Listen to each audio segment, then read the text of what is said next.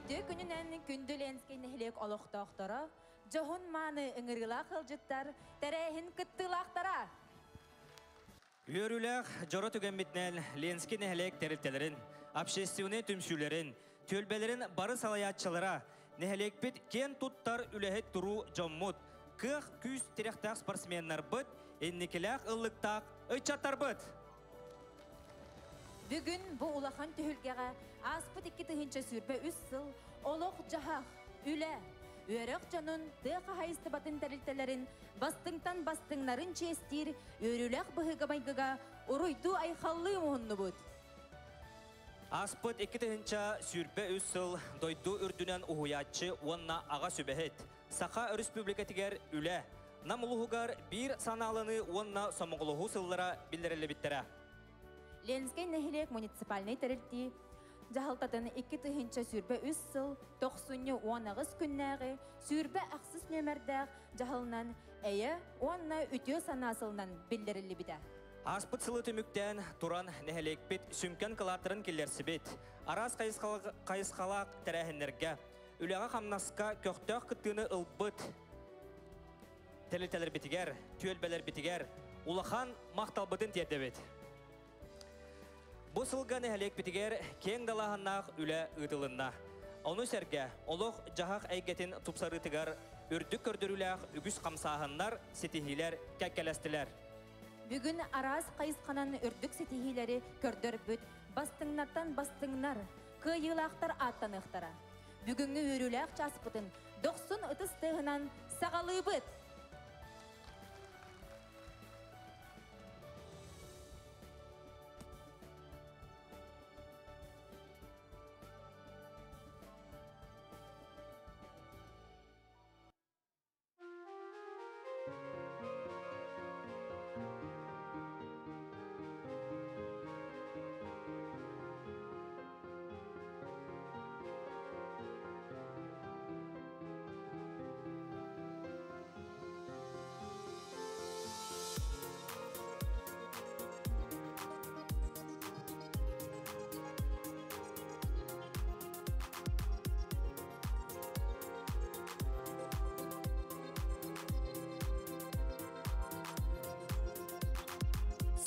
Күнім сандарар кымының ұғықтар байманы айылғам кәрді жіктиларын оғырын дүйерен үрдік чөжуқ мұран аңығыр кетер барыта мен дойду керетен әңсені қожада үңгіліріріңдің жалтап талдайды да керетен намсирен теребин дойду әңсені қожада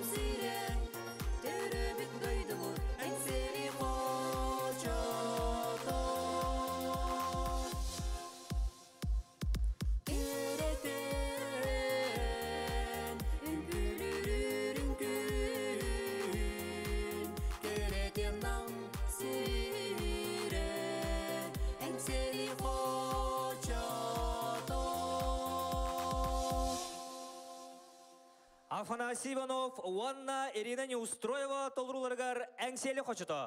Үнкүнен кергеттілер гимнастика Үргел Айледис Амана үнкү бөліқтірі. Салаятчы Римма Татаринова.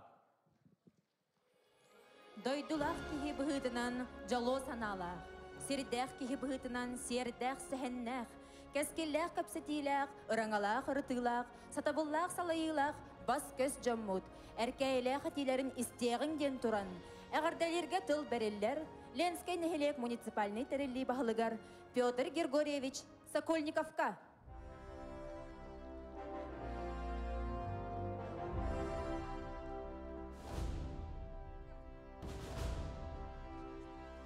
Сөйкәһенен күнді биді жылақтырым, Ленскай нәхелегім жона әргеті күнді әлжіттар Вастовла Юрий Вячеславович, Алексей Иванович.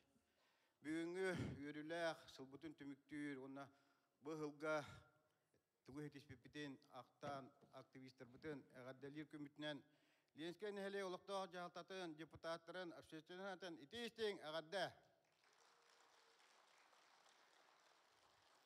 Сүбе ұсыл бейқатта әлбәқ сетихіне қалла төхедағаны спецоперация обутын ихінен ғыры ковид уғарабытын тұтығынан hem bir elbette sitini sitistibit olak jahak tugar bollon bulago ustroystowa bollon holga bollon kolobra tugon ordu tiyange kirer bolla patna bastatan turan biheka nehlek pitiger alta ulusa kapitalne rimon olunna boda propo magistrala 5 km ha tardılına bir ulusaga şebi tardılına onu tahanan bir ulusa ona kasta ulusa wattaren sitime hörgütüllen sanadıllan berdiler. Onu tahanan tutular kolobra bıyıl 11'de erge harbak jeten köhü programa kiren 200 ki sana kvartira bıyıl sana yıl köşen bu hanga yılga kenitten kidiler. Onu tahanan aga hasta onu doruyana kaçaktamıt çünkü bagay mi hanga bolokay petteher sabes sana çünkü bolukan diye tutuluna. Onu tahanan 405 mesela oskolobut tututa hagalanna bıyıl bu sübet yötsel bitehek kvartalıgar ülaga kirekta. Onu tahanan bıyıl bu sübet yötselga biheka üst emi hangaja tutulukta. Ondan jetsat, ondan jetka center tuga mi bulanga var. Ondan ini turaman jamma nehelegem januan maktane pembarawan ehe biheka küs perenget bihi spesialistler betülülehenler bu ulakan sitileri ağalıbıt. Sportka kidde Ленскай nehelek kastahıl emiye bu sport betin gruppatıgar kastahıl bastata bu yıl dağınattan уже kürekler bolurlar. Onda miyetten sportsmenler bud şüddik sitelekte kıtta halalar. Indi yenturaman bagara mete barıgıtıgar uhun jollak ologu çegen çeddik duruvyana jollak bolun. За добросовестную и плодотворную работу в сфере предпринимательства и активное участие в общественной жизни наслега почетной грамотой главы муниципального образования Ленский наслег с присуждением наручных часов награждается Дохунаев Сергей Юрьевич, индивидуальный предприниматель.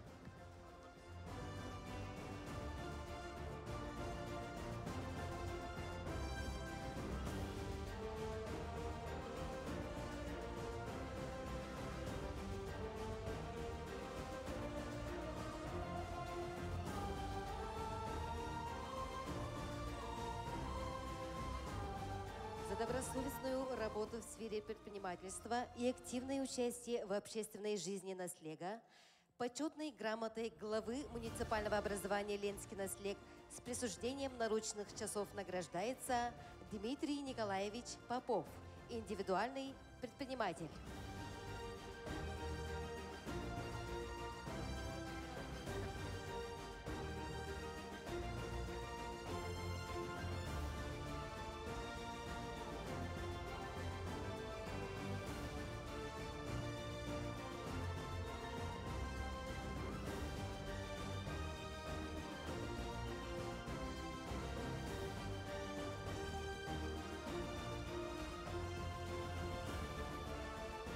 За совместную и плодотворную работу в сфере культуры и духовного развития наслега почетной грамотой администрации муниципального образования Ленский наслег награждается Едрихинский Семен Прокопьевич, начальник муниципального казенного учреждения Управления культуры и духовного развития муниципального образования Намский УЛУС.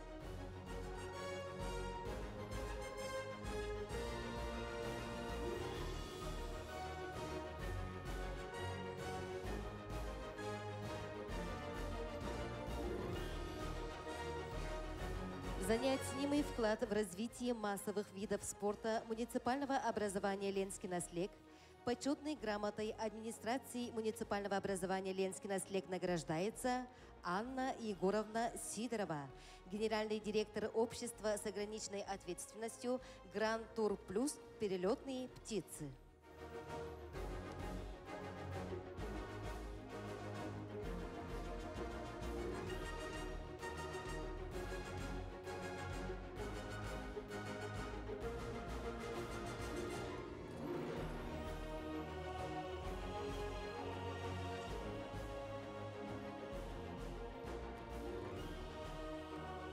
За добросовестную и плодотворную работу в сфере культуры и духовного развития наслега почетной грамотой администрации муниципального образования Ленский наслег награждается Обутов Павел Леонидович, художник, оформитель муниципального бюджетного учреждения Центр духовного развития и народного творчества Дом Олонхо имени Прокопия Прокопьевича Едрихинского Беджеля.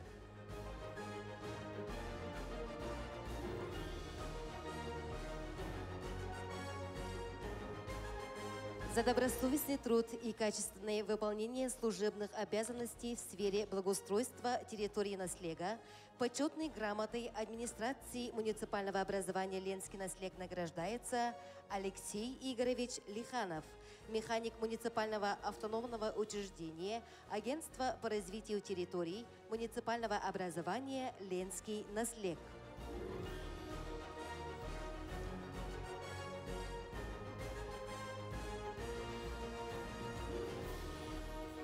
Почетной грамотой администрации муниципального образования Ленский наслег награждается Максимов Дмитрий Николаевич, водитель муниципального автономного учреждения Агентства по развитию территорий муниципального образования Ленский наслег.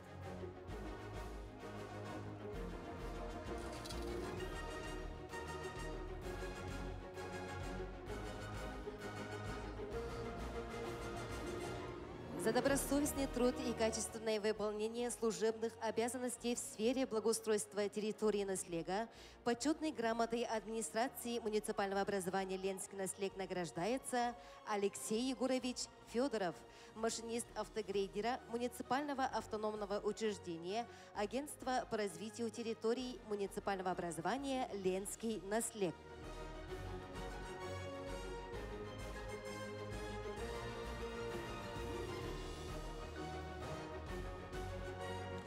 Почетной грамотой администрации муниципального образования Ленский наслег награждается Филиппов Мирон Револьевич, сварщик муниципального автономного учреждения Агентства по развитию территорий муниципального образования Ленский наслег.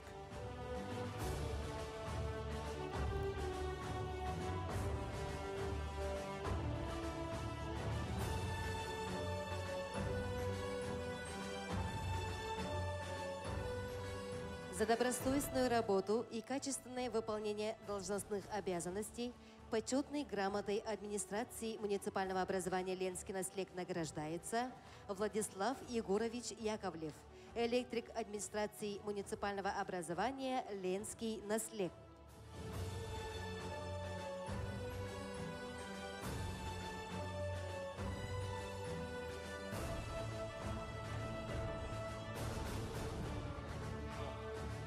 За добросовестную и плодотворную работу в сфере культуры и духовного развития наслега благодарность главы муниципального образования Ленский наслег вручается Неустроевой Ирине Ивановне, хормейстеру любительского вокального коллектива муниципального бюджетного учреждения Центр духовного развития и народного творчества Дом Олонхо имени Прокопия Прокопьевича Едрихинского Беджеля.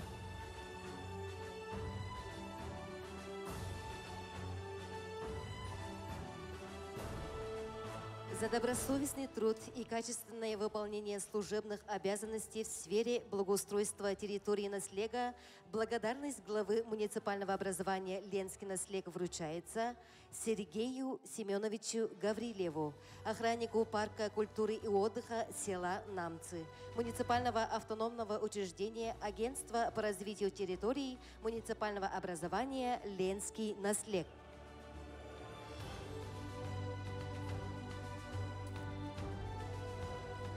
Благодарность главы муниципального образования Ленский Наслег вручается Колпашникову Валентину Николаевичу, водителю муниципального автономного учреждения Агентства по развитию территорий муниципального образования Ленский Наслег.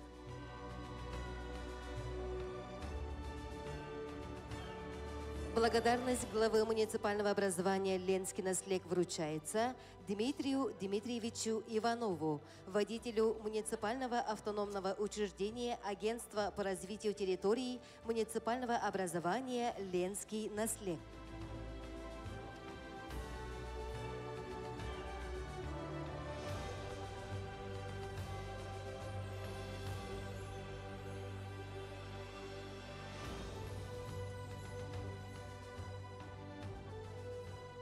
Эгарты тыл береллер нам улуғын муниципальный тирилли депутаттарын себетін председателигар Алексей Иванович Винокуровка.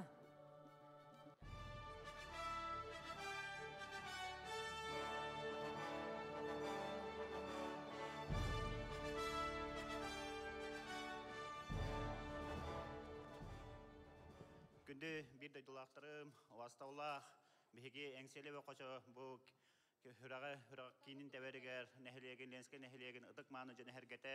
Вастаулақ Петр Григорьевич, бүгін бұл Ленский нәхілек 2-ші хүбі сыллақ үләтен тахарар бұл кәннен қайхан көрір бұланын тұр орынар, онына бұл 2-ші хүбі төс сылғы Тугон орабут тугу сите хеветтир бу юрулак тарахыннан намулхун депутаттан себетін онна туз бәм апыттан этетегестинник агадалибин. Бехака бу таптан кинян олорор бу Ленский нәхилеке төлбелән олорга манна намулхун улахан агара барта бу бихе бехелек питегер Ленский нәхилеке олорор ула хамнас чачете барыта барта бу кинте хагаланнар жон херге манна хебелән олоксуер хире болан бу Ленский нәхилек улатан кәңән Хайда тура кеhe үләли хыджаҗаңга хайдаргар карарга Аллаһ үрүләх онна караксыбылах о. Бу Петр Григорьевич газ докладыгар эпитен курдук итек чәченнән үләләр бараллар, оны таханан эме баганалар албактар бихе бу киммет Ленский нәһилек бу сайдан нәһәрегәр бу бихе ычаттар бу көлөнәләр ычаттар бу улатаннар кинәргә Üçügey bu oňuhula, üçüge hajystywalar, jeýler onutlar dendenenler, üçüge hajystywalar, ýörek hitimlere, ýörek jeýler tutulanlar, sportivna kompleksler tutulanlar bu bihaqa innebek inneki kelýänebet üýnerger haydargar tuhalak bolup eden bu sıl soruk barta olunna bara turar. Ol sıl soruk toruta bu aňanda salaýatçylar tenere bolbata bu manna var bu zalyga Maksim Kirevich Amosov adyn süger bu zalyga ıgıtçy kelen olarar bu ehe kurduk aktivistlerden, общественникlerden Barı kayıska üleli hıcar, bu hüraganan, bırnan hıcar, bu Ленский nehilege taptan tölbelen olar canlar ehe gitten bu ulakan sol tutulukta onu sol talak. Kim bu hövlür döydutugar, üçüye sıhırnahan, manlık hanağa karağa uguyuga, bu allaraktan taksıvıt, barı üleler bulanlar, sitirilak, onu bu taharılak bolarlar. Bihege inneyen turamıdı bu namuluhun cahıltada südağını üle Çeçetinden Ленский nehilek bu kinyan olar hepbetiger elbaq tutular, elbaq üçüye vargay tutular, elbaq haydılar, sollar ister, otar köster.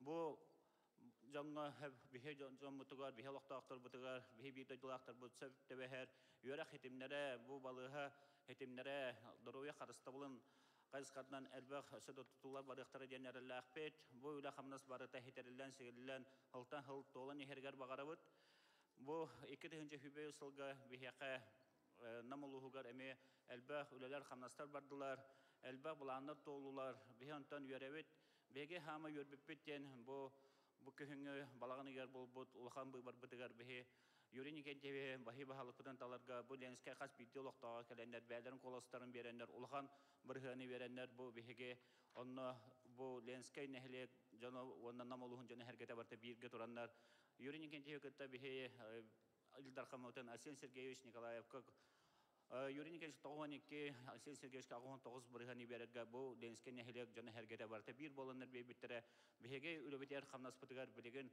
Ол Улахан Оролоньян, Бихеге Юрибит Улахан. Он тахнан бу бихе Илтимен депутаттары гар бихеге бу бәбе бидой дулақтар бут, әме тураннар, манны каяннар Билеген Бихеге Алексей Ильич Пөт әме бәдін доғынағар үләтен салған бихеға күз кәмә болы хаджар. Бу илтімен депутаттарығар Алексей Ильич, Александр Павлович, бу әме ағаддатыларын тедді біттірі, бу әме үләлерін шәттетінен каян кәлбәтілер, оны бәлерін әме баға ханаларын тедділер, бу Ленскен нехелек үләтер қамнығар бу хәтчі күтті хаджалар, қаяндағаны бәлерін ханаларын тедділер, оны үләләге әме білемдерін білдер біттірі. Онтон бу бихеге болары турар бу кулун тутар бу бар бутар бихе президент талытыгар бихеге мейленскен нехлеге намулухун жана хергете улахан колахы беремет улахан брыганы беремет бихеге бу бихеге кенеке үйнен хайдар кескилле битигар чаттар бутагар эме бу кеннер олокторга хайдаргар эме бихе бәбе карада боллар улахан клаппатын келлер якпеттемет эренебет.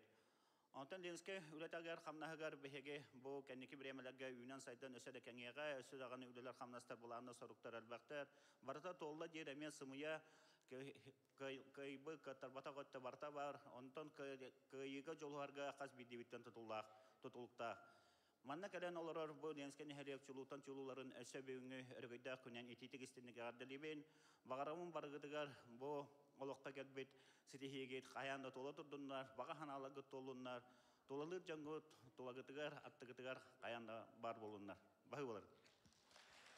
За многолетний плодотворный труд и значительный вклад в развитие образования Республики Саха-Якутия почетной грамотой Постоянного комитета Государственного собрания Иль-Тюмень Республики Саха-Якутия по науке и образованию награждается Сыроватская Айталина Васильевна, социальный педагог муниципального бюджетного образовательного учреждения Намская средняя общеобразовательная школа номер 3 села Намцы.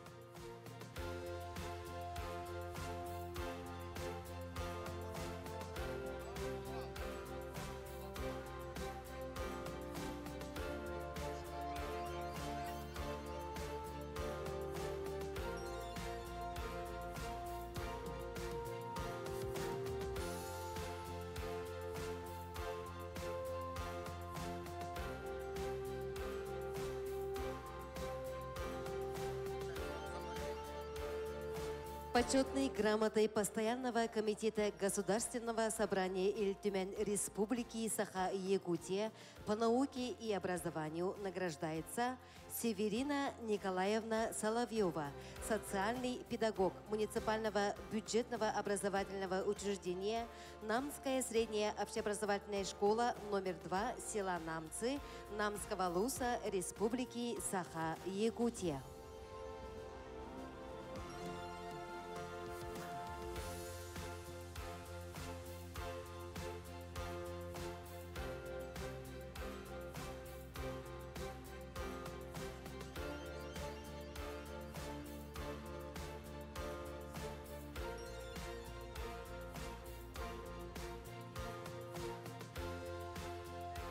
За значительный вклад в социально-экономическое развитие Республики Саха-Якутия почетной грамотой Постоянного комитета Государственного собрания Иль-Тюмень Республики Саха-Якутия по социальной политике, труду и занятости награждается Находкина Ирина Сергеевна, председатель Женского совета Намского улуса Республики Саха-Якутия.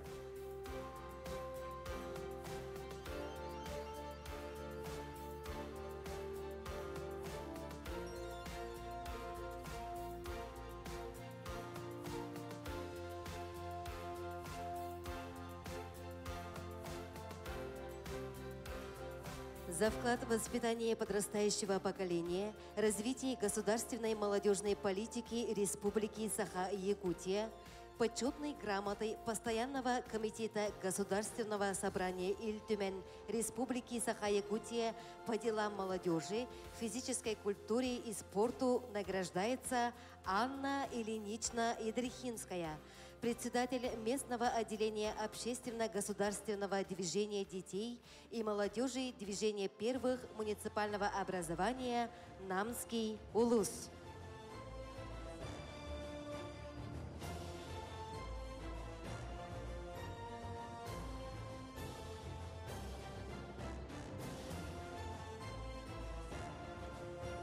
За вклад в развитие культуры Республики Саха-Якутия почетной грамотой Постоянного комитета Государственного собрания Иль-Тюмень Республики Саха-Якутия по культуре и средствам массовой информации награждается Колесова Октябрина Гаврилевна, главный методист муниципального бюджетного учреждения Центр духовного развития и народного творчества Дом Олонхо имени Прокопия Прокопьевича Едрофинского Бежаля.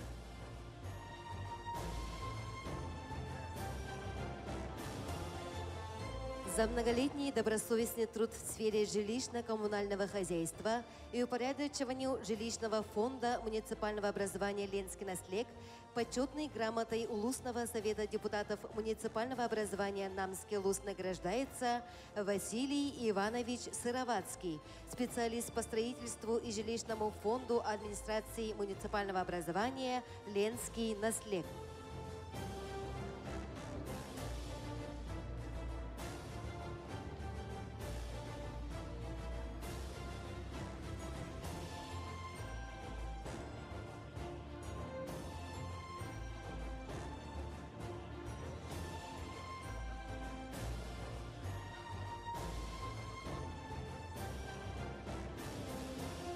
За многолетний добросовестный труд, за вклад в развитие гражданской обороны и обеспечение защиты населения от чрезвычайных ситуаций на территории муниципального образования Ленский наслег почетной грамотой Улусного совета депутатов муниципального образования Намский улус награждается Макаров Джулустан Алексеевич, ведущий специалист по гражданской обороне и чрезвычайным ситуациям администрации муниципального образования Ленский наслег.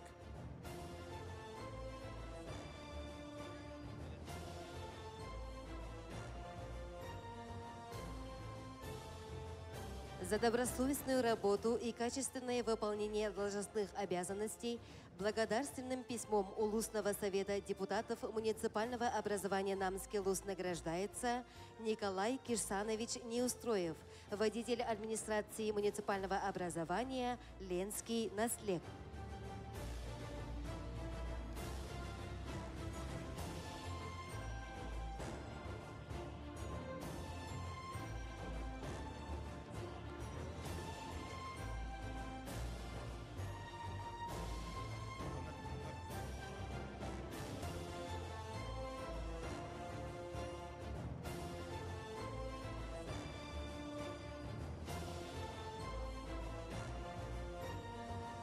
Әгәрдә тыл берелләр, намылуға муниципальный терли бағылығын социальный вопростарға солбуячытыгар Юрий Вячеславович Дьяконовка.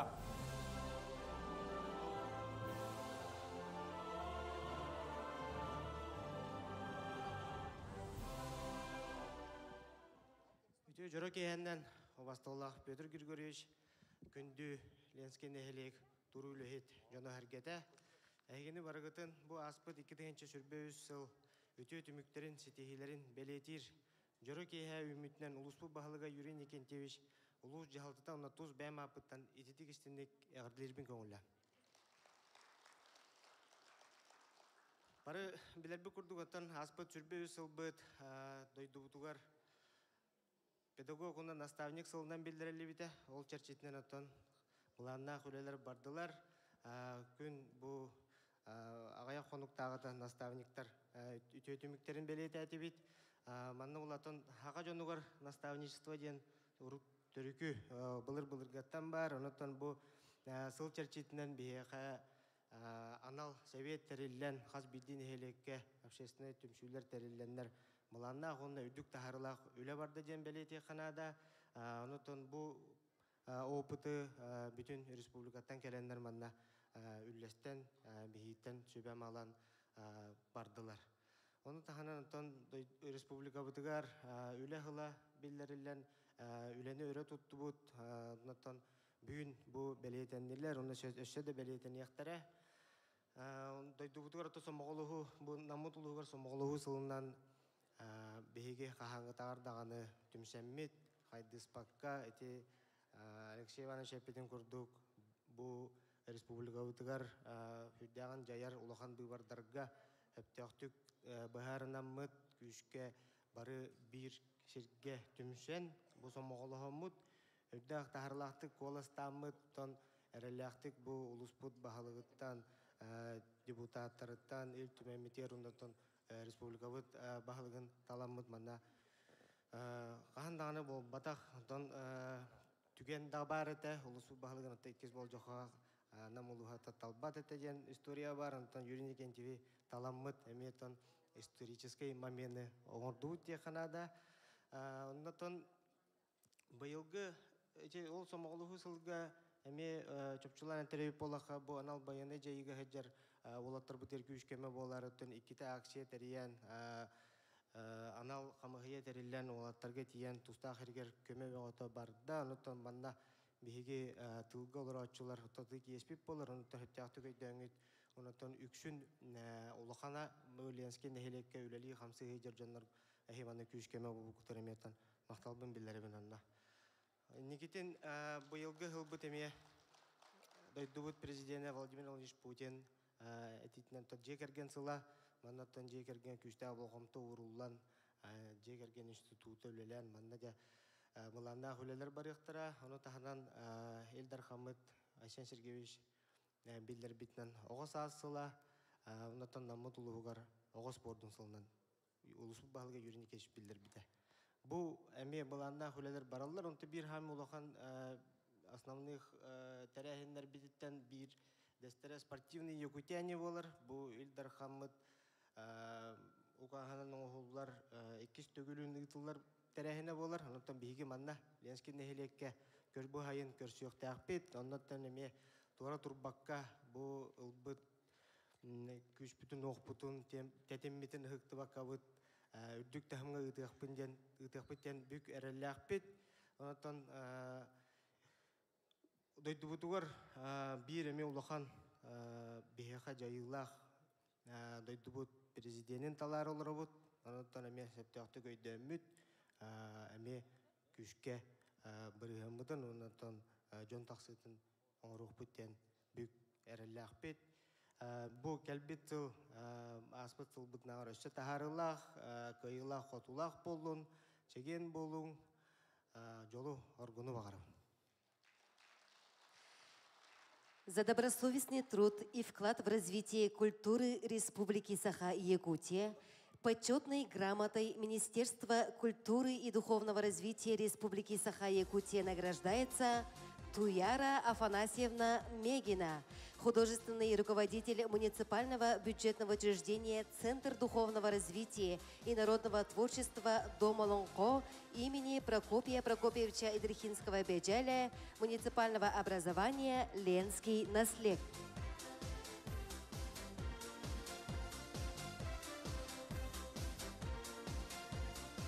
За большой вклад в развитие культуры, за добросовестную и плодотворную работу в сфере культуры и духовного развития общественной жизни Улуса, республики и в связи с проведением итоги года 2023 года муниципального образования Ленский наслед почетной грамотой автономного учреждения Республики Саха-Якутия Республиканский дом народного творчества и социально-культурных технологий награждается Сыромятников Владимир Владимирович, специалист по фольклору муниципального бюджетного учреждения Центр духовного развития и народного творчества Дома Лонхо имени Прокопия Прокопьевича Идрихинского Беджаля.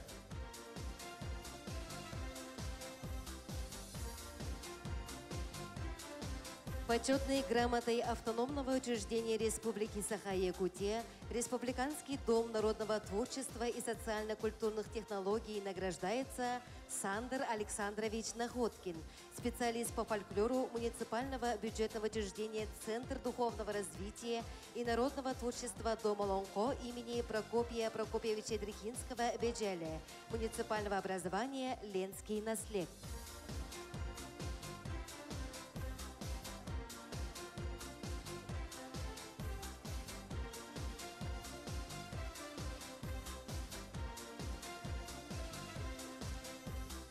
За многолетний добросовестный труд и внесенный вклад в развитие местного самоуправления муниципального образования Ленский наслег почетной грамотой главы муниципального образования Намский улус награждается Гоголева Надежда Андреевна, ведущий специалист по демографической политике и по адресному хозяйству администрации муниципального образования Ленский наслег.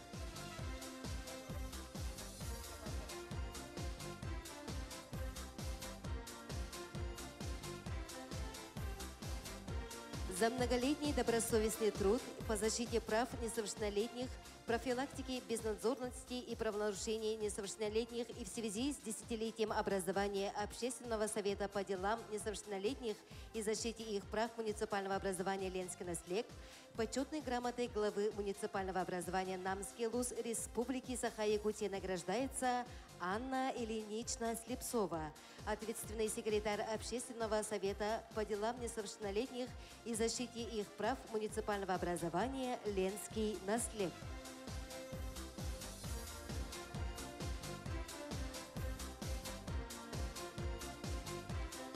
За вклад в развитие физической культуры и спорта муниципального образования Ленский наслег, активную общественную деятельность и многолетний добросовестный труд почетной грамотой главы муниципального образования Намский улус награждается Яковлев Иван Васильевич, директор муниципального автономного учреждения Центр спорта «Лидер» муниципального образования Ленский наслег.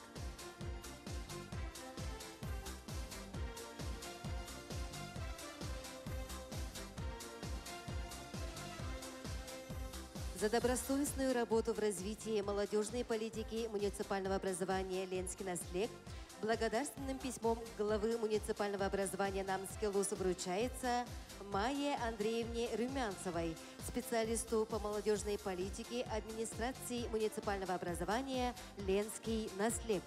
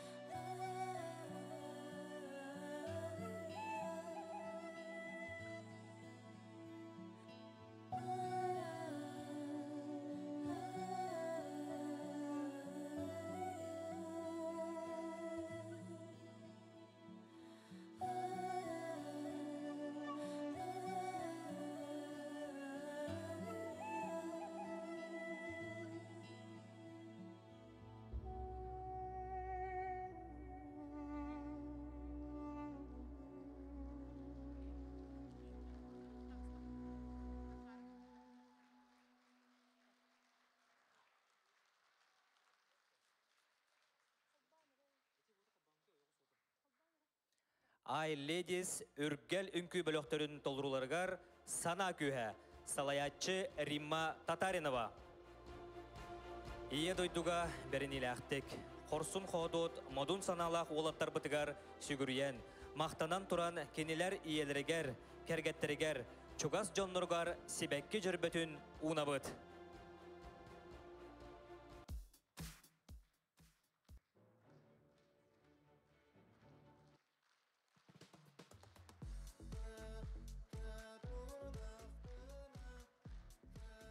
Дорогие друзья, уважаемые гости, начинаем торжественную церемонию вручения номинаций муниципального образования «Ленский наслег» по итогам деятельности за 2023 год.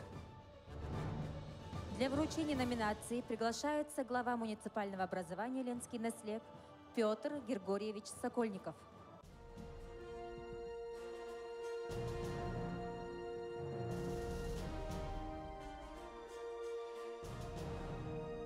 Победитель в номинации «Патриот наслега» по итогам 2023 года вручается Прокопию Николаевичу Савинову, ветерану боевых действий, пенсионер МВД, майор в отставке, ветеран труда, участник боевых действий на Кавказе, участник специальной военной операции, ветеран боевых действий, участвовал в специальной военной операции в Харьковской области, был командиром взвода отряда «Ботур-2». Награжден медалью за отвагу Луганской Народной Республики, государственной наградой медалью к ордену за заслуги перед Отечеством второй степени.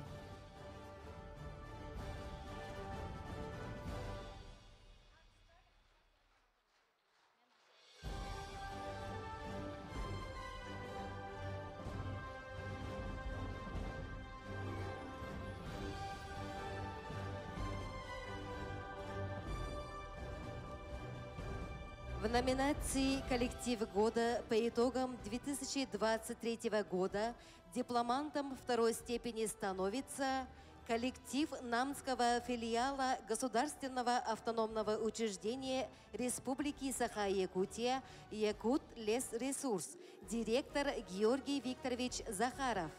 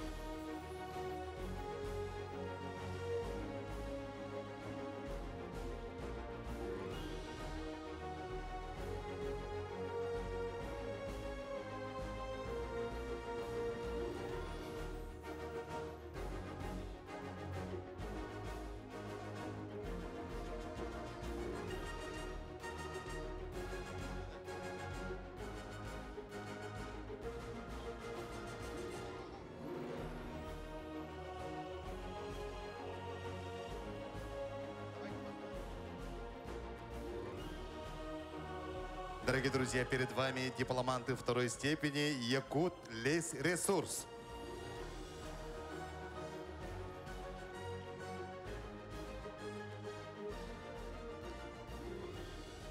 Дипломантом первой степени становится коллектив Государственного казенного учреждения Республики Саха-Якутия «Намское лесничество». Руководитель лесничий Жирков Матвей Семенович.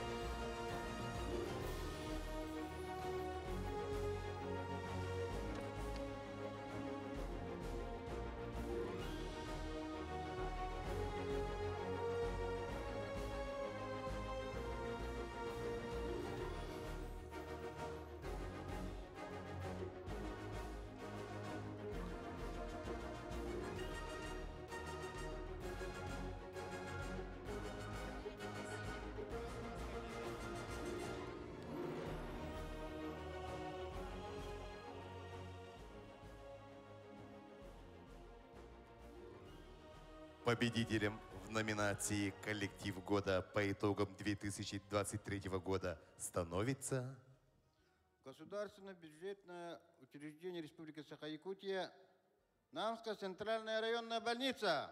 Главный врач Арьян Николаевич Сергеев. Победителем в номинации «Коллектив года» становится коллектив Государственного бюджетного учреждения Республики Саха-Якутия Намская центральная районная больница. Главный врач Сергеев Арьян Николаевич.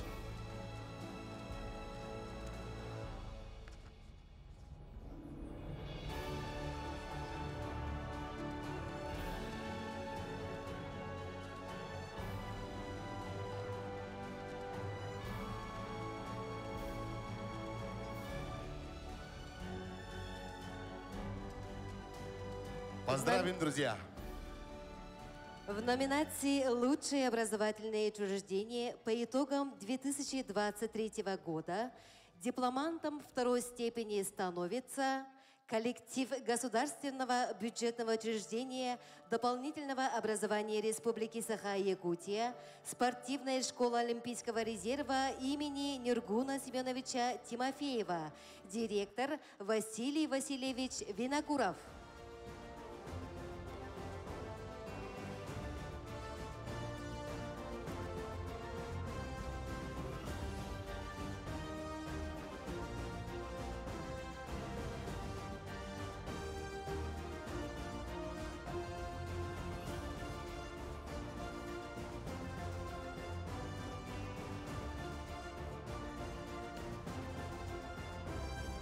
Дипломантом первой степени становится коллектив муниципального бюджетного общеобразовательного учреждения Намская средняя общеобразовательная школа номер 2.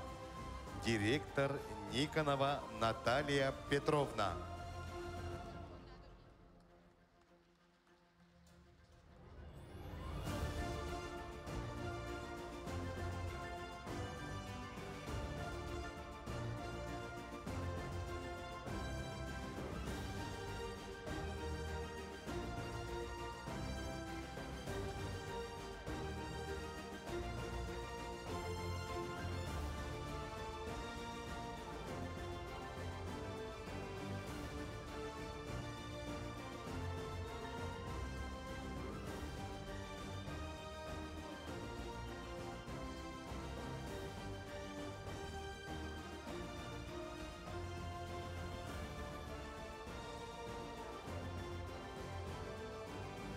Победителем в номинации «Лучшие образовательные учреждения» по итогам 2023 года становится Намская улусная гимназия имени Николая Семеновича Хлопкова. Лучшее образовательное учреждение по итогам 2023 года становится коллектив муниципального бюджетного нетипового образовательного учреждения Намская лусная гимназия имени Николая Семеновича Хлопкова, директор Александр Валерьевич Новгородов.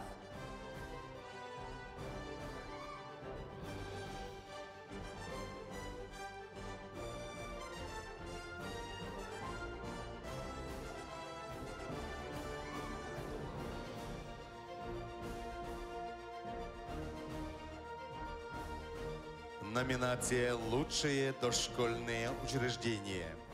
Дипломантом второй степени становится коллектив муниципального бюджетного дошкольного образовательного учреждения Центр развития ребенка, детский сад номер 6, Каталык. Заведующая Едрехинская Туяра Николаевна.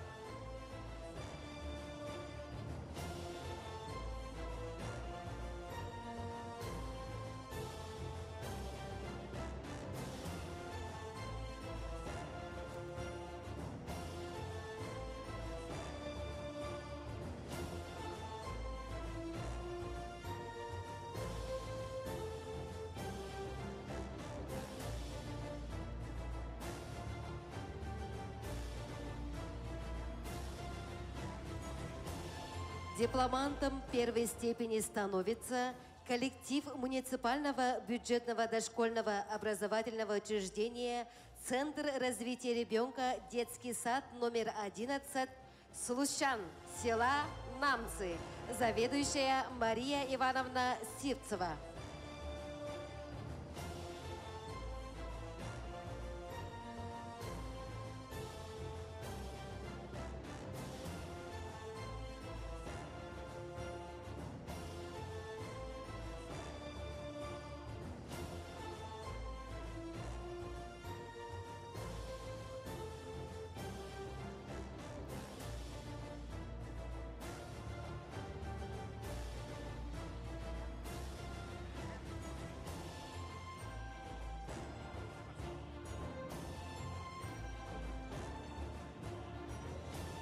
Победителем в номинации «Лучшее дошкольное учреждение года» становится Детский сад номер 1, Солнышко. Заведующая Федорова Светлана Николаевна. победителем в номинации «Лучшее дошкольное учреждение» по итогам 2023 года становится коллектив муниципального бюджетного дошкольного образовательного учреждения «Детский сад номер 1 Солнышко». Заведующая Федорова Саргалана Николаевна.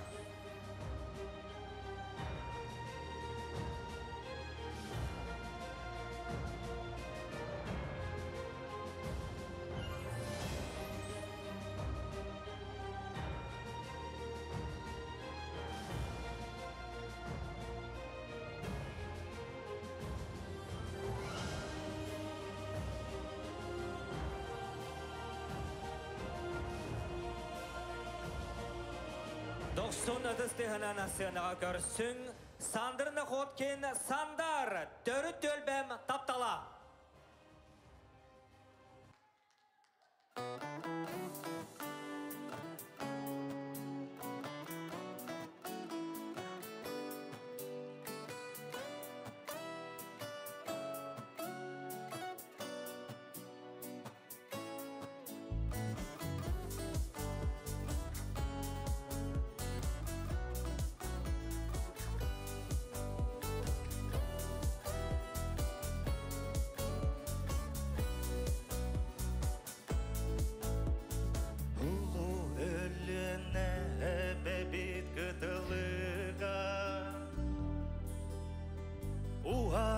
Teniyen gellibi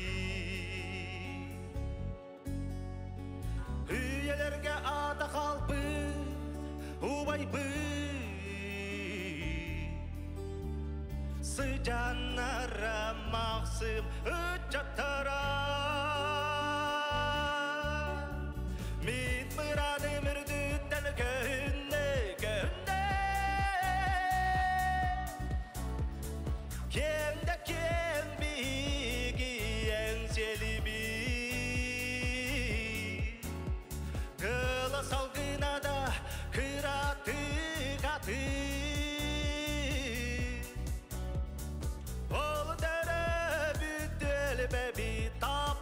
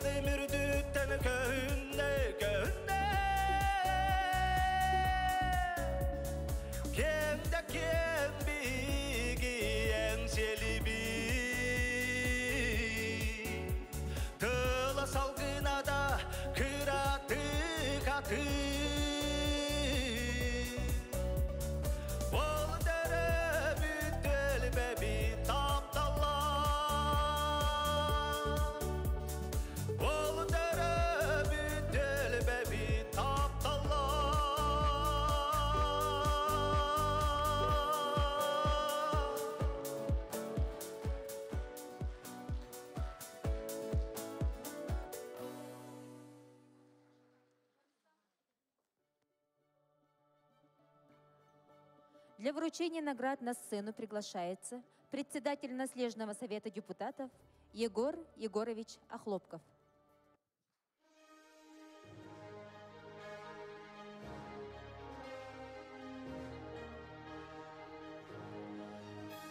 В номинации за совместное сотрудничество по итогам 2023 года дипломантом второй степени становится коллектив Намского отделения Государственного казенного учреждения Республики Саха-Якутия, Центр содействия семейному воспитанию «Берегиня», заведующая Мария Михайловна Винокурова.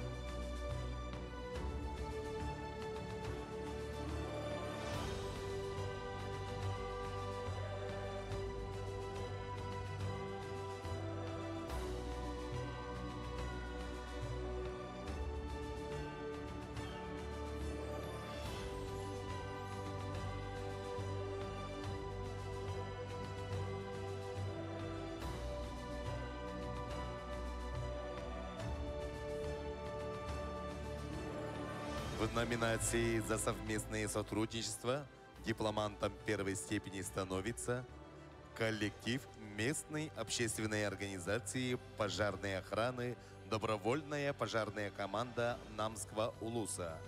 Директор Колодезников Роман Константинович.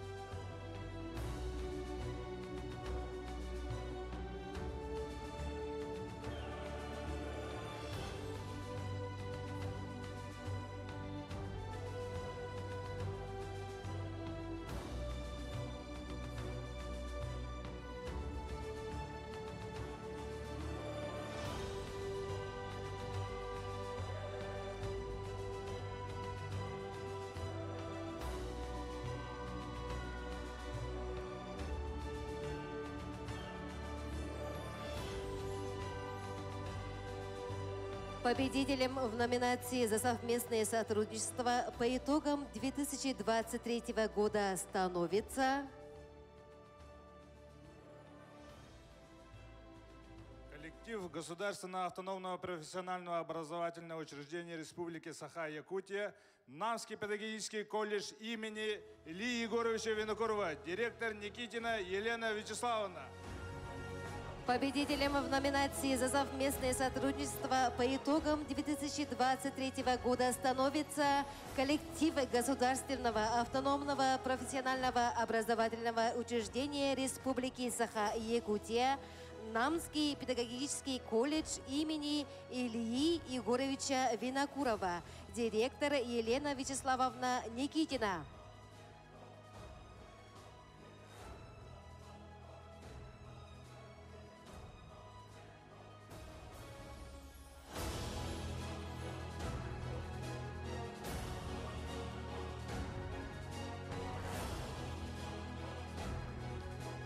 Номинация «Лучший партнер». Победителем в номинации «Лучший партнер» в сфере предоставления услуг по итогам 2023 года становится коллектив муниципального бюджетного учреждения «Улусный дом народного творчества» имени Афанасия Федоровича Шестакова, директор Жирков Николай Михайлович.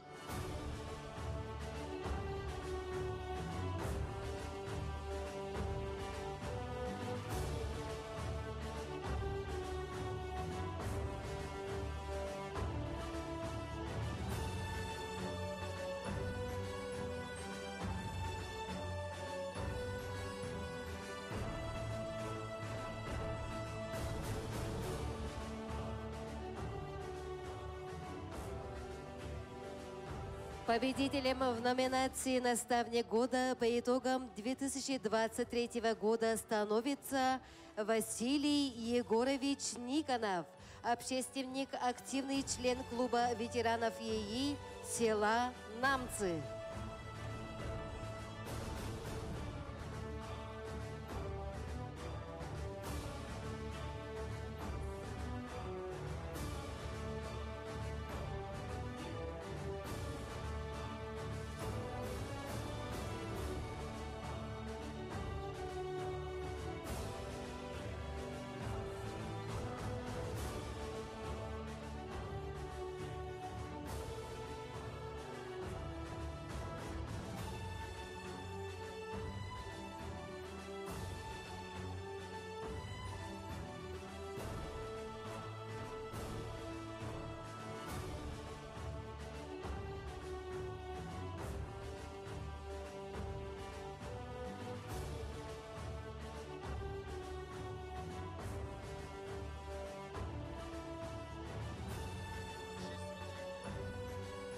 Победителем в номинации «Наставник года» становится Василий Егорович Никонов, общественник, активный член клуба ветеранов ЕИ села Намцы.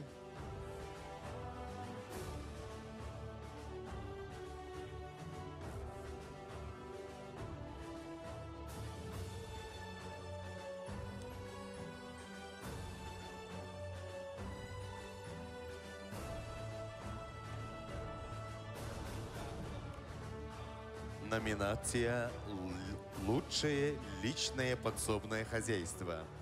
Победителем в номинации «Лучшее личное подсобное хозяйство» по итогам 2023 года становится семья Сивцевых Михаил Игнатьевич и Матрена Прокопьевна.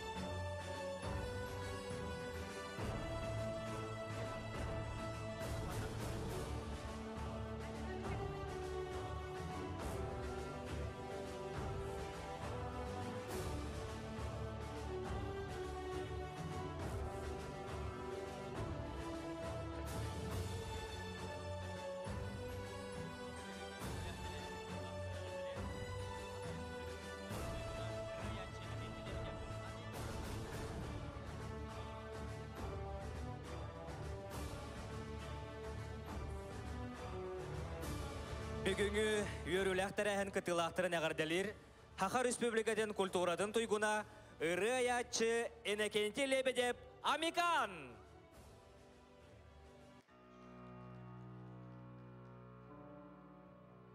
Үтөке, эй, намселенен лақтақтыра.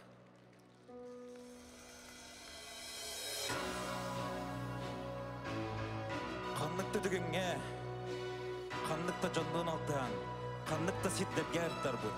Сақабыт болар бұдын. Күрутын, өтті, саны, өріқті хатжы қайын.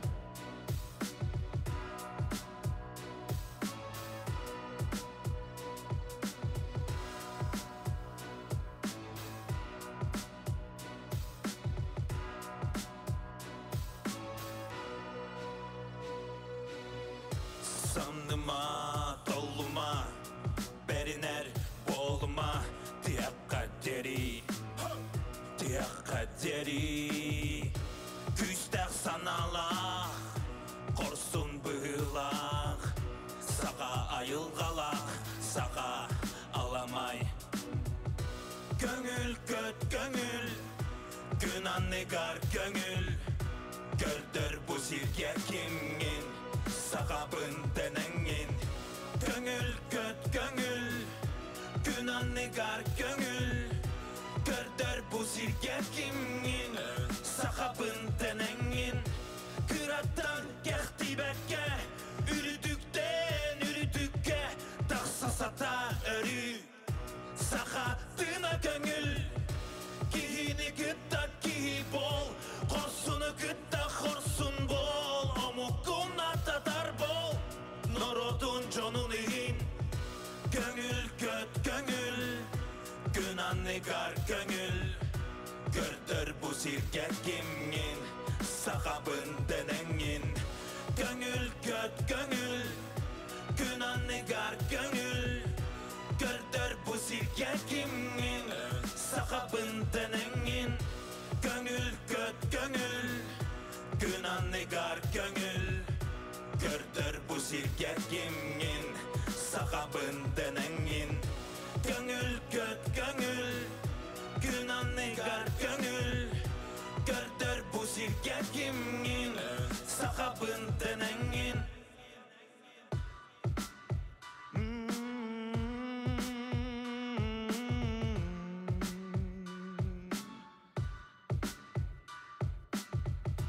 Gönül köt gönül, günan negar gönül, gördür bu sirke kimin, sakabın denengin. Gönül köt gönül, günan negar gönül, gördür bu sirke kimin, sakabın denengin. Barga maktal, ki bolan kilbeyin, sakab olan sandарын. Онна бүгүнгү өрүләк түйөлгәгә онна кәлән яр тапталактар күннәренән титиксин нагадәлән турамын. Бәм тулбар матып бар. Бу күрдүгәрәне Аллаһына хәл күңеллән. Багыста.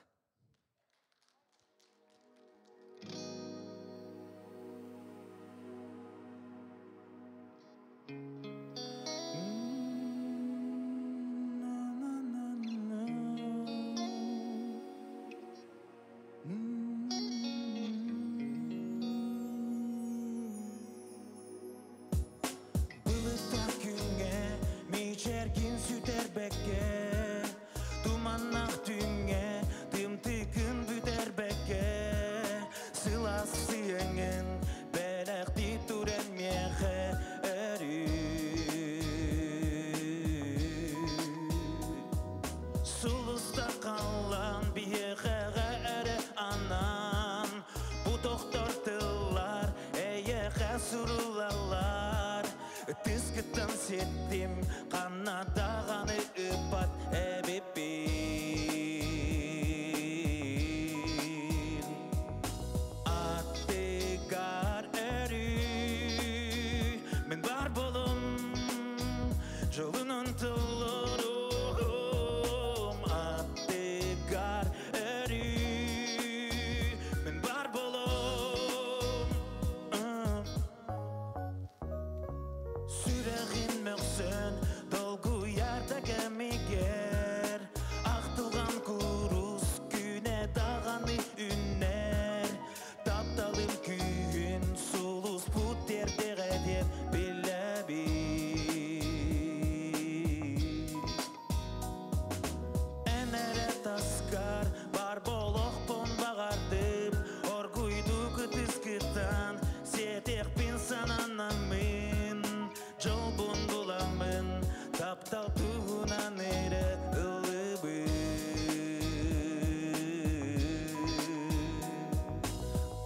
Attıgar eri Men var bolum Jolunan tollarım Attıgar eri Men var bolum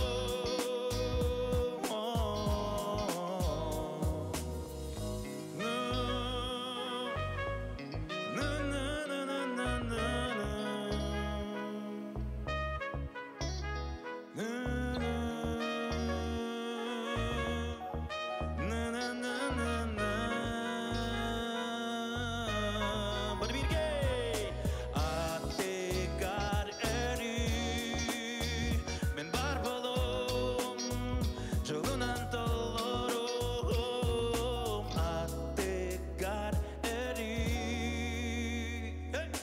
Attıgar eri Men var bolum Jolunan tollarım Attıgar eri Men var bolum Attıgar eri Na na na na na na na na na Na na na na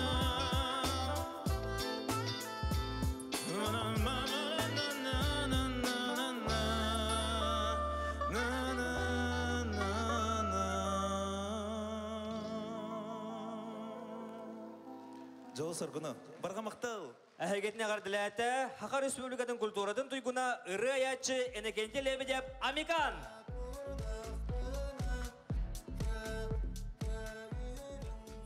Для вручения номинации на сцену приглашается заместитель главы МО «Ленский наслег» Петр Иванович Владимиров.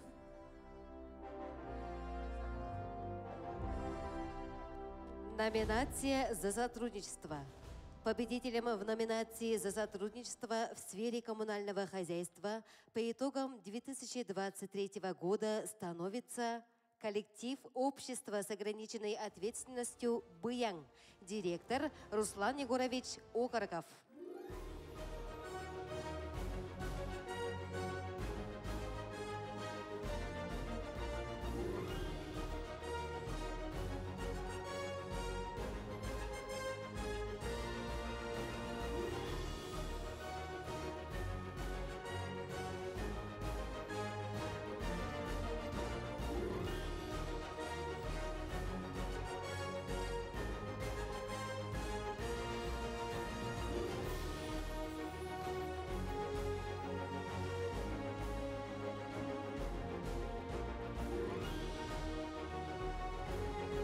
Номинация «Лучший молодой предприниматель».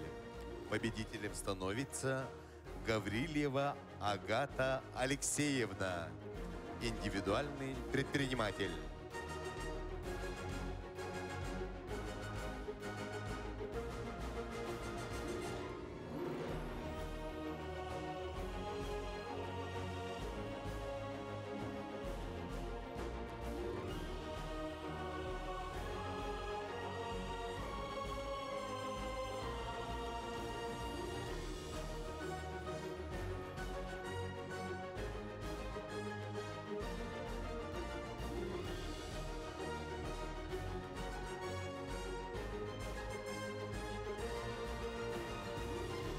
Номинация «Семья года». Победителем в номинации «Семья года» становится семья Федоровых Рустам Леонидович и Вера Владимировна.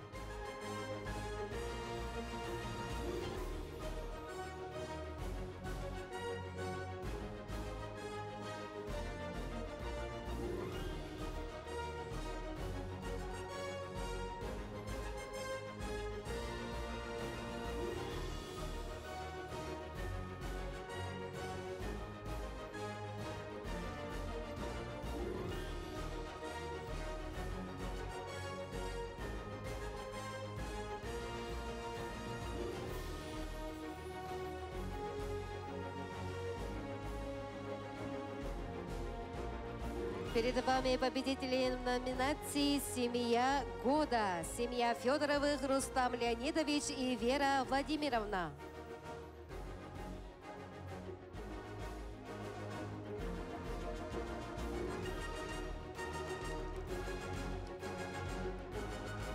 Бүйдегеннен Балыста доктор Федоровтар. Бүйбін намнағы история оны этнография музея. Bu kolektifet adetten bu bir güleli camıtın adeti gelen torabın onun vesten mullağına bu ağırda uruk ağırbın kavullan Vera Vladimir basta ula Vera Vladimirovna onu ustan Леонидович. Peter İlkençip Sivas'dan namnağı история onun etnografiya muzeya 2000 sülbeye sıltı mügünden Lensk'e nehelek nominalda ürdük atıldı kıtına. İşte iş sürekten ağırdalir. Ehige diyek ergen atıtlarga kolobur bolarıdan bir kent tuttabt. Ede kurtuk eten turamıt. Onna bihi kent tuttabıt. Onna ehige diyek kurulsulas. Burası. Bari üstüne adamın edildi. Orada ne eten turamıt. Tutarımı görürler.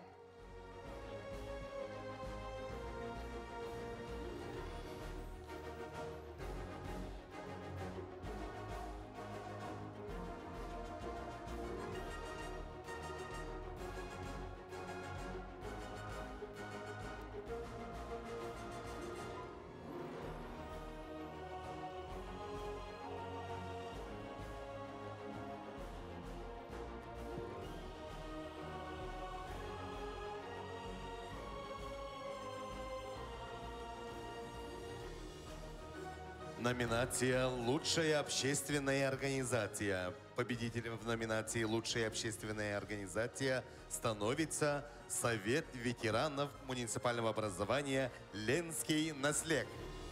Председатель Вера Васильевна Попова.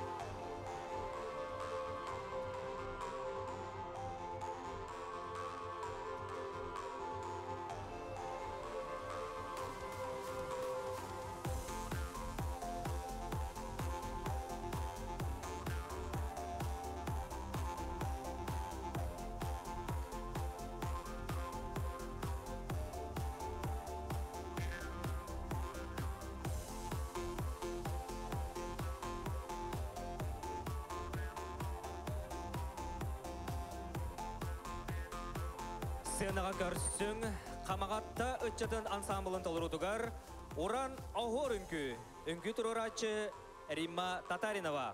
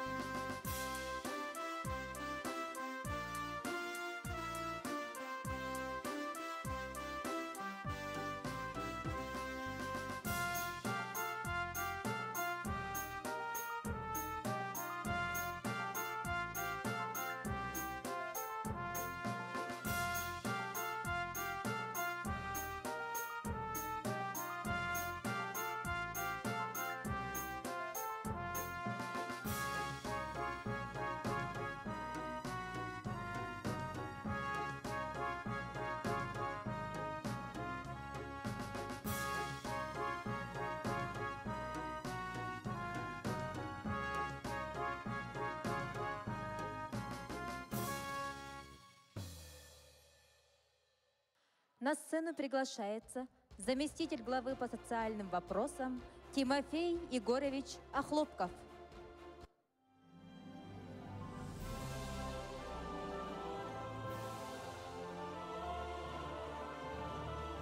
Номинация «Ученик года». В номинации «Ученик года» дипломантом второй степени становится Анита Андреевна Данилова. Данилова Анита Андреевна, ученица 8 А класса Намской улусной гимназии имени Николая Семеновича Хлопкова.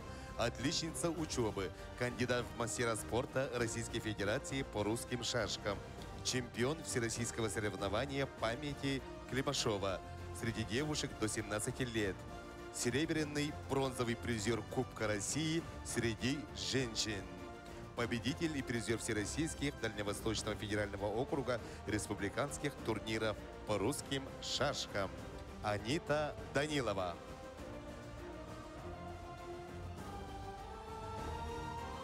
Номинация «Ученик года». Дипломантом первой степени становится Владислав Александрович Новгородов.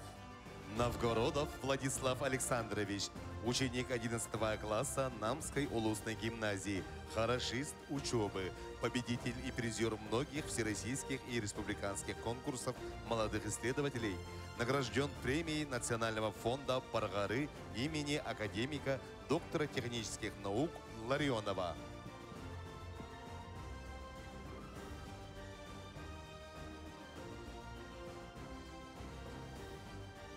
Победителем в номинации «Ученик года» становится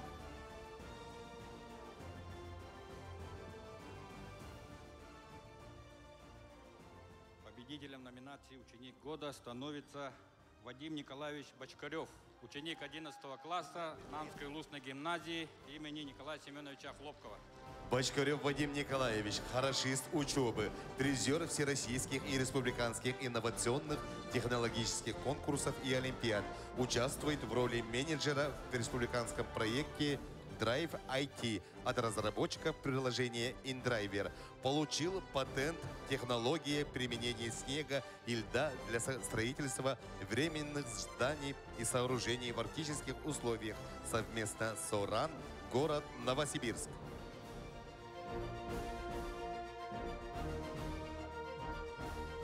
победителем в номинации «Лучший творческий коллектив» по итогам 2023 года становится Школа активного долголетия «Забота» села Намцы. Творческий коллектив «Сидим». Руководитель Керемес Саргы Сатабул Кыга.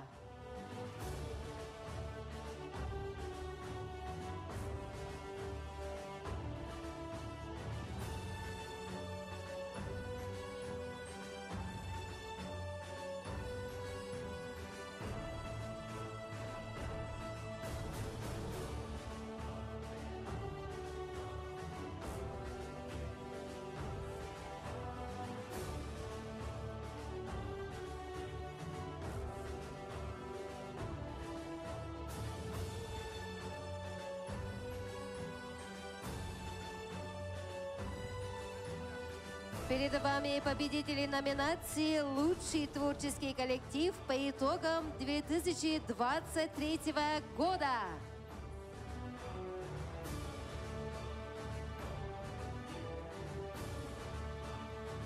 Номинация «Носитель традиционной культуры».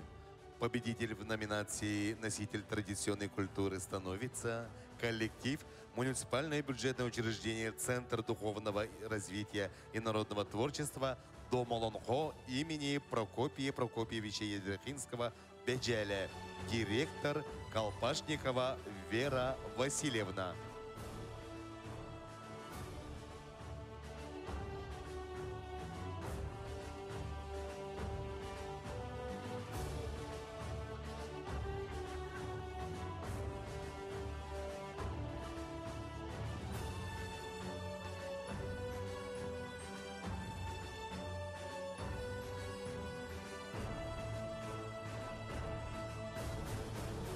Победители в номинации «Носитель традиционной культуры» Дом Олонхо имени Прокопия Беджеля.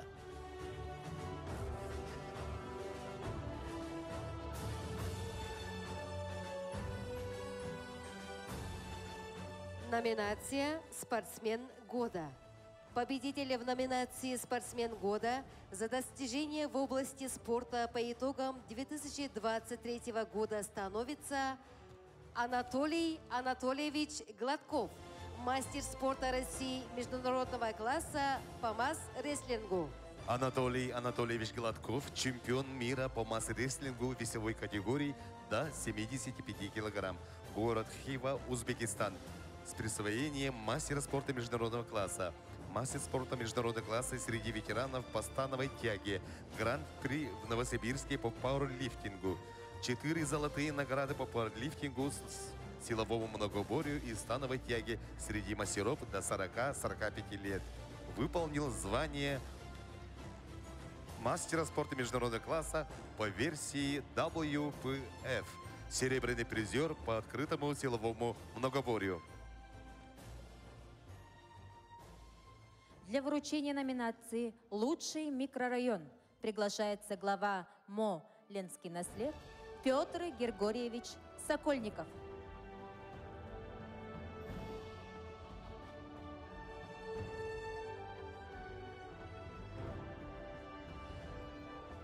Номинация «Лучший микрорайон».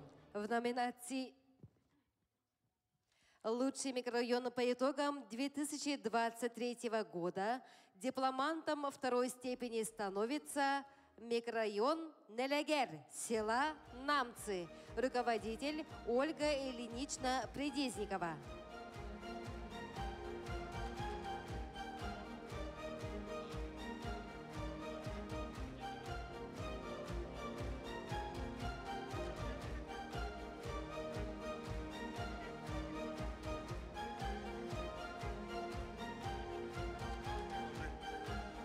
За успешную постановку новогоднего спектакля «Волшебный дар дракона» благодарность главы вручается Предезниковой Ольге Ильиничне.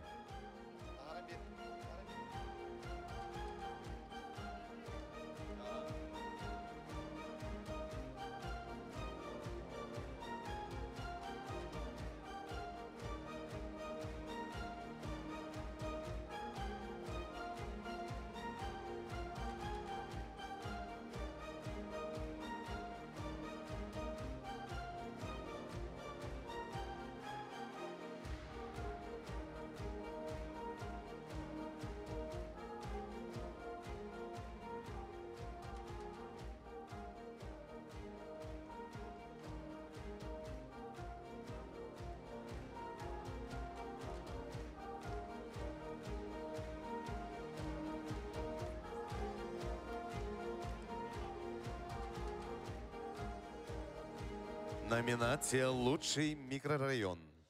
Дипломантом первой степени становится микрорайон Ипподром. Руководитель Осипова Татьяна Иннокентьевна.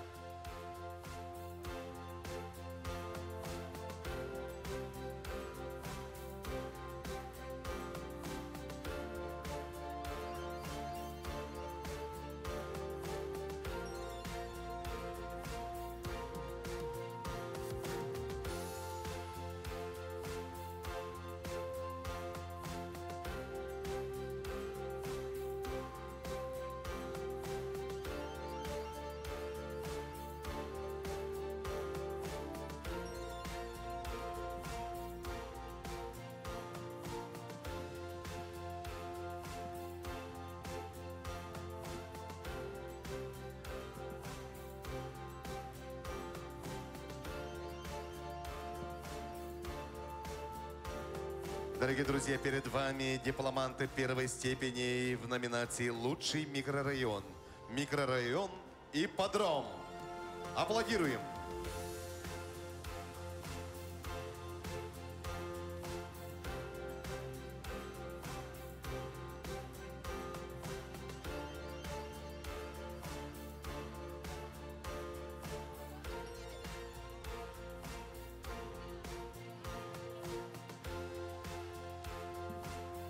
В номинации «Лучший микрорайон» по итогам 2023 года победителем становится Микрорайон строительный, руководитель Прокопьева Вера Васильевна. Микрорайон строительный, руководитель Прокопьева Вера Васильевна.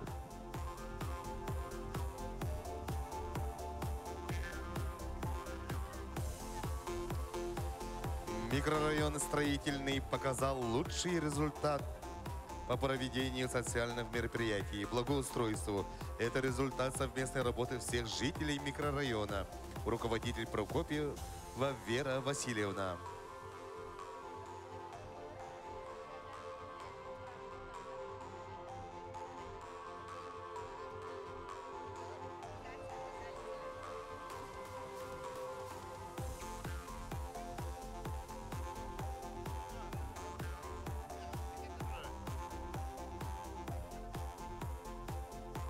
Дорогие друзья, перед вами тройка победителей в номинации «Лучший микрорайон». А также на сцену мы приглашаем руководителей всех микрорайонов. Микрорайон Дадар, Местникова Тамара Тихоновна, Октябрьский, Неустроева Светлана Николаевна, Ржевская, Трапезникова Мария Дмитриевна, Намский, Алексеева Марфа Гаевна, Набережный, Емельянова Надежда Максимовна, Госстрах, Решетникова Мария Львовна, Базовый, Охлопкова Варвара Аркадьевна. Көтчү, Румянцева Сардана Николаевна, Север, Колодезникова Александра Иннокентьевна.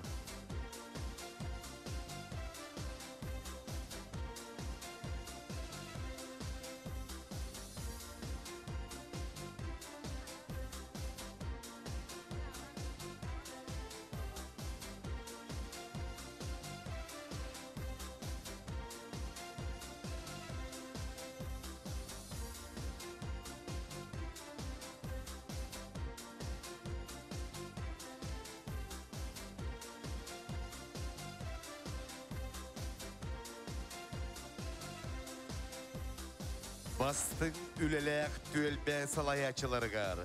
Олықтоқ тұруғар өсі үрдіктен үрдік сетихилері, дабайылары, кыйылары.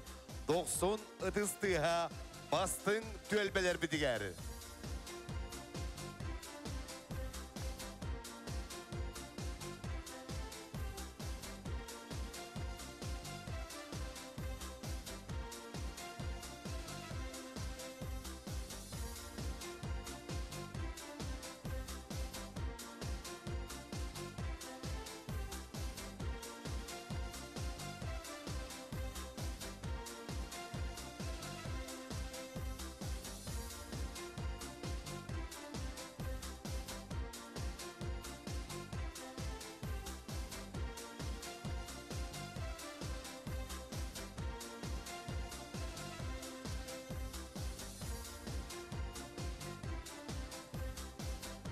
Түелбе салаячыларығар, бұқабарыларығар ұтыз 90 тыға.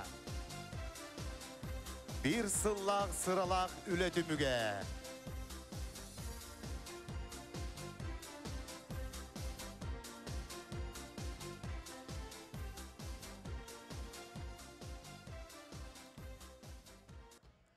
За неоценимый вклад в развитие массовых видов спорта муниципального образования «Ленский наслег» почетной грамотой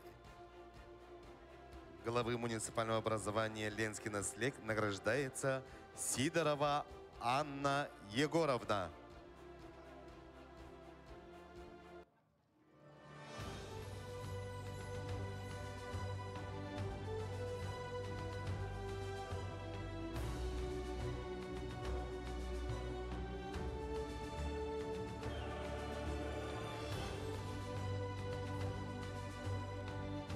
За добросовестную работу и качественное выполнение должностных обязанностей почетной грамотой награждается Яковлев Владислав Егорович.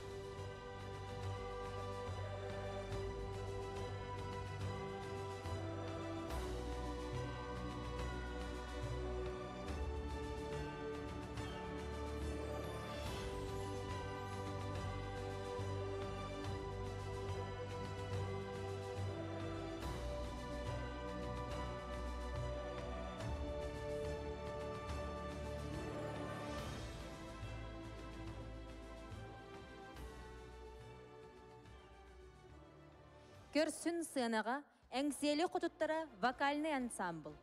Ыры Онна Сибекки, салаячы Ирина Неустроева.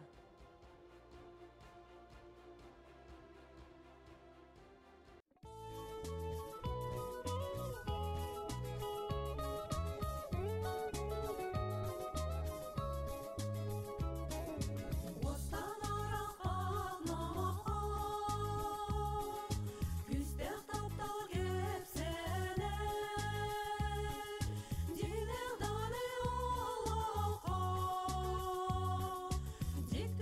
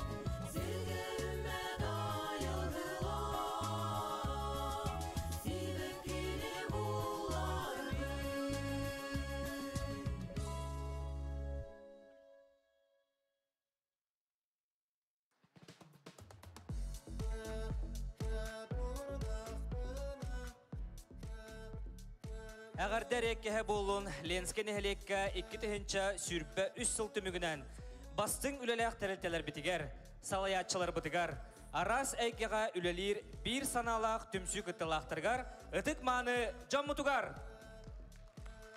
Саңа буланнар гытын турумнан, саңалы олугу салган, сатабыллак салайынан сердәтән, саханы сахадәтән тәнең. Тахарылак сатабыллак үләгәт үксү турдың, бастыңнардан бастың үтө маны жоммутугар, әссө түгүл, әйәләк, әгәрдә болоқтон. Саңа сылга, саңа аттар проект кыттылаға. Светлана Попова таларутугар сайыны сайыға. Үнкүнен керге тектара, I Ladies үнкү бөліға.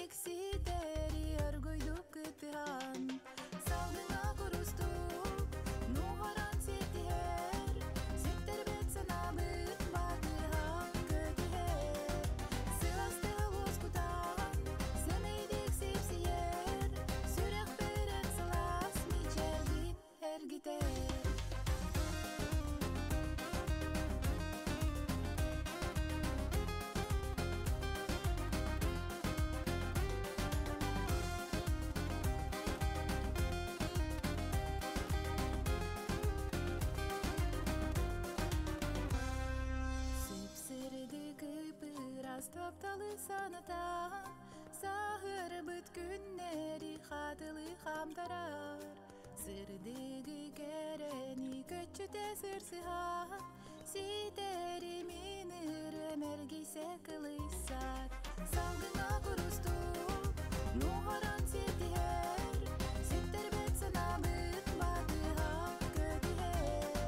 Сыласты лоскутан, сәмейдік сепсиер, сүрек берін сылас мечерді әргітер.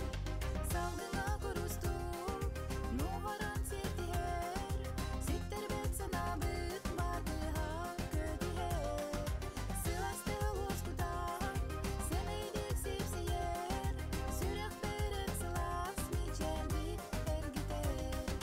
Сүрек берін сылас мечерді әргітер. Светлана Попова, Уанна, I Ladies үнкү бөліға. Дорогие друзья, уважаемые гости, начинаем торжественную церемонию вручения номинаций в сфере спорта. Для вручения наград 10 лучшим спортсменам по итогам 2023 года на сцену приглашается глава муниципального образования «Ленский наслег» Петр Григорьевич Сокольников.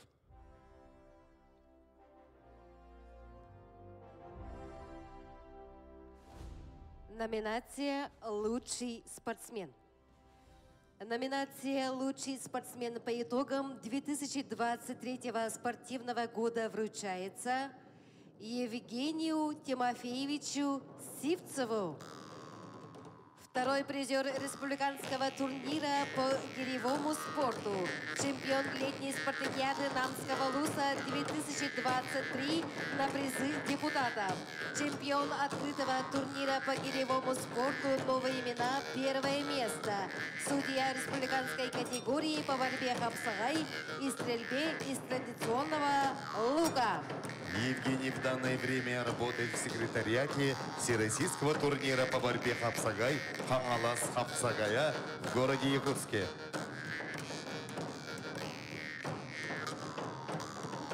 Номинация «Лучший спортсмен года» вручается Константинову Тимуру Ивановичу. Волейбол. Чемпион открытого турнира Кубок Аурум в городе Якутске. Победитель республиканского турнира по волейболу 2023 года. Село Жиганск. Второй призер чемпионата Республики Саха-Якутия. Первая лига. Чемпион спартакиады муниципального образования Намский Улус.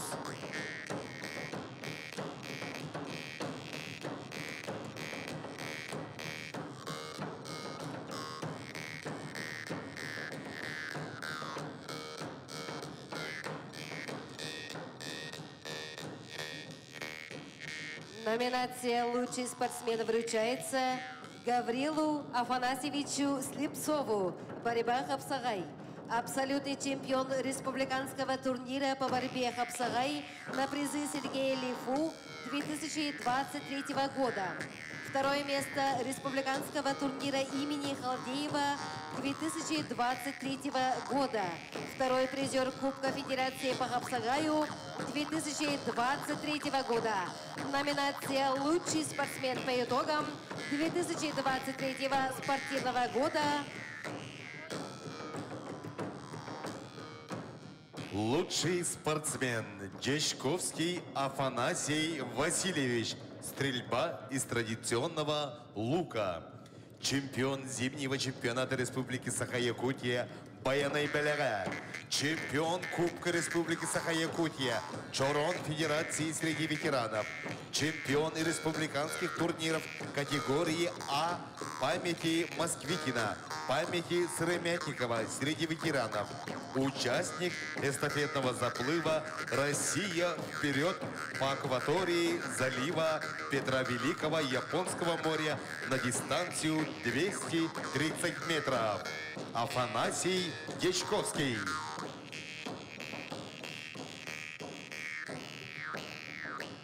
Номинация «Лучший спортсмен» вручается Петру Петровичу Парникову. Вольная борьба. Третий призер всероссийского соревнования среди студентов по спортивной борьбе.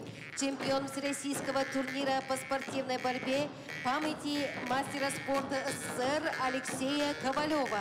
Чемпион отборочного этапа Дальневосточного федерального округа среди студентов по спортивной борьбе. Чемпион 39-го всероссийского турнира по вольной борьбе Коверпамп. Перед вами лучший спортсмен Петр Петрович Парников.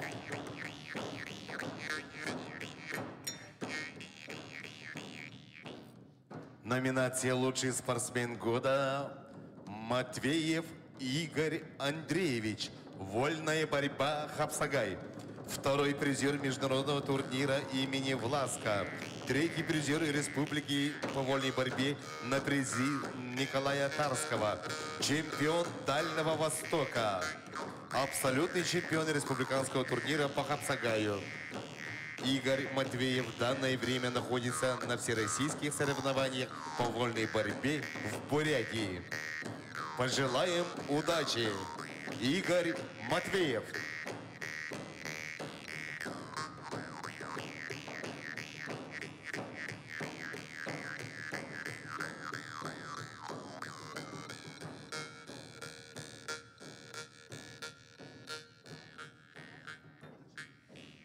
Номинация «Лучший спортсмен» вручается Александру Прокопьевичу Федорову. чемпион регионального турнира по рукопашному бою памяти Чернигова в городе Хабаровск, абсолютный чемпион всероссийского турнира по рукопашному бою памяти генерала Лисимуса Суворова, город Хабаровск, победитель регионального турнира по рукопашному бою Кубок Беретта, город Мирный. Перед вами лучший спортсмен по итогам 2023 года Александр Прокопьевич Федоров.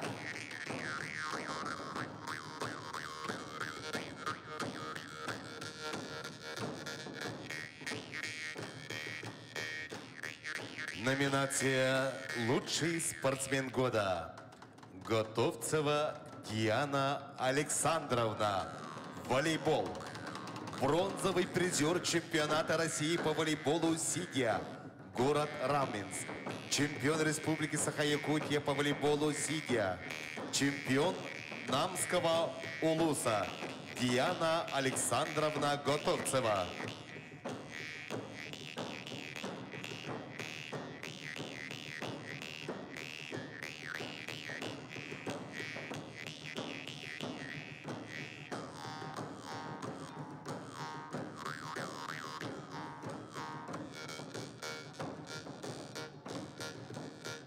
Номинация «Лучший спортсмен» вручается Александру Олеговичу Румину. Бронзовый призер чемпионата мира по борьбе среди ветеранов. Чемпион России по борьбе среди ветеранов. Абсолютный чемпион чемпионата республики. Победитель республиканских турниров по борьбе Хапсай.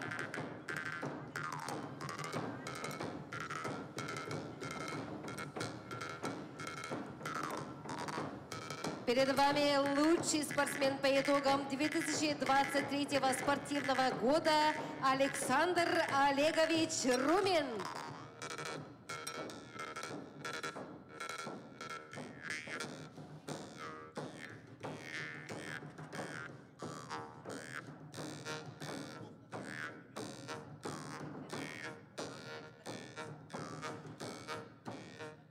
И закрывает десятка лучших спортсменов Гладков Анатолий Анатольевич, масс-рестлинг. Мастер спорта международного класса по масс-рестлингу. Мастер спорта международного класса среди ветеранов по становой тяге. Чемпион мира по масс-рестлингу в категории до 75 килограмм. Город Хива, Узбекистан. Гран-при в городе Новосибирске по пауэрлифтингу. Чемпион республики и Улуса. Лучший спортсмен прошлого года Анатолий Анатольевич Гладков.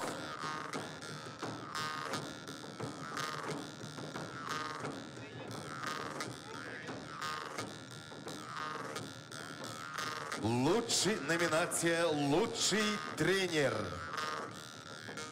Лучший тренер Протопопова Надежда Георгиевна. Тренер по шашкам спортивной школы «Олимпик».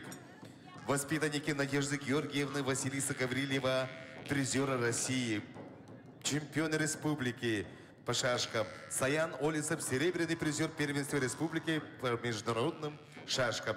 В данное время Надежда Георгиевна находится на чемпионате Дальнего Востока в городе Иркутск.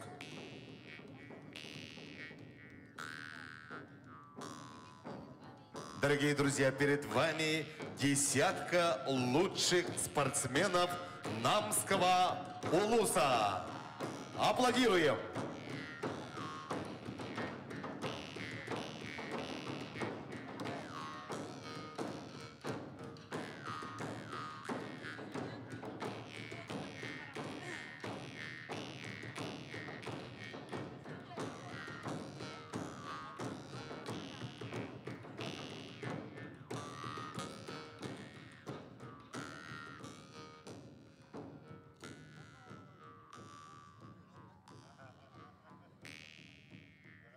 Күнді доғыттыр, көрсеғін ай ылла вокальный ансамбл толыру тугар, жоллақ түген, халаятчы Ирина Винокурова.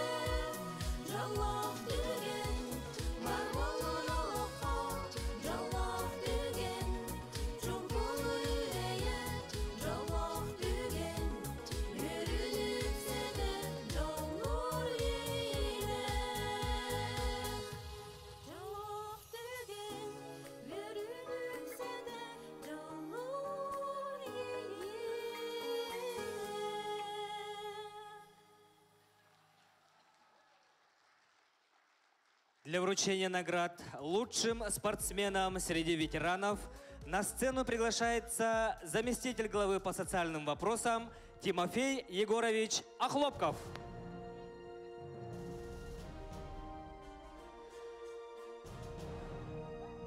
Номинация «Лучший спортсмен-ветеран». Номинация «Лучший спортсмен-ветеран» по итогам 2023 спортивного года вручается Евдокии Васильевне Староватовой, настольный теннис. Второй призер чемпионата России среди ветеранов в городе Иваново в парном женском разряде с Матвеевой Елизаветой. Третий призер чемпионата республики среди ветеранов. Третий призер открытого республиканского турнира на призы братьев Евдокимовых Верхневилюйск. Второй призер личного первенства Намского Улуса.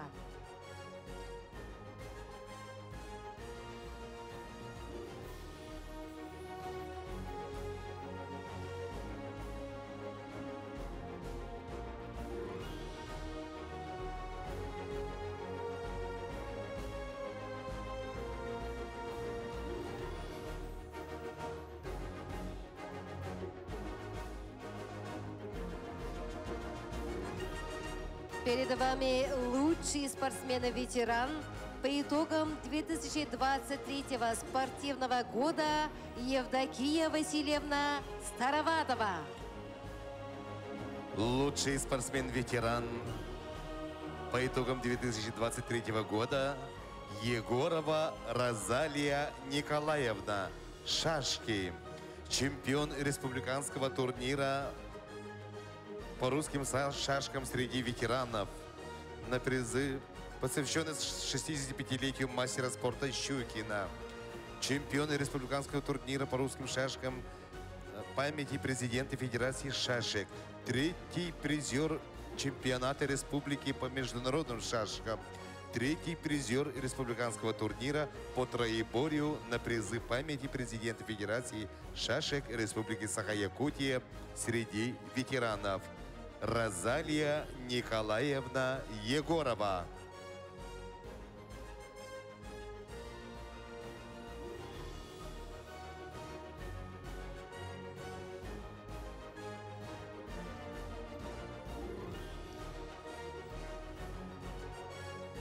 Номинация «Лучший спортсмен-ветеран» вручается Розалии Алексеевне Сидоровой. Чемпион спартакиады пенсионеров Республики Саха-Якутия. Чемпион республиканского турслета среди ветеранов. Победитель комплексной спартакиады среди трудовых коллективов.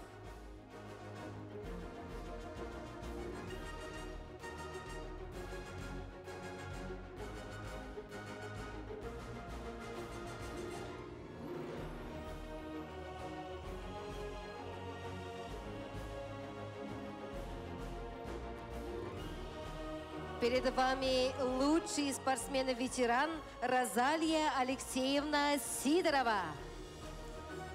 Лучший спортсмен-ветеран Дечковский Евгений Николаевич. Второй призер дальневосточного этапа Всероссийского спартакиады Следственного комитета по легкой атлетике.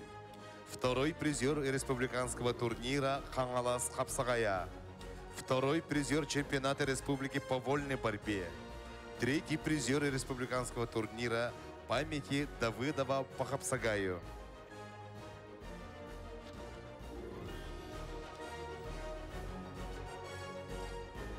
Лучший спортсмен-ветеран Дечковский Евгений Николаевич. Номинация «Лучший спортсмен-ветеран» по итогам 2023 спортивного года вручается Зое Никифоровне Христофоровой, вдове Петрова Егора Ивановича, Хабылык, Камыска. Победитель республиканского турнира по настольным играм Хабылык, Камыска, посвященный к Дню Победы. Второй призер Исыха Туймады 2023. Чемпион республиканского турнира памяти Донского.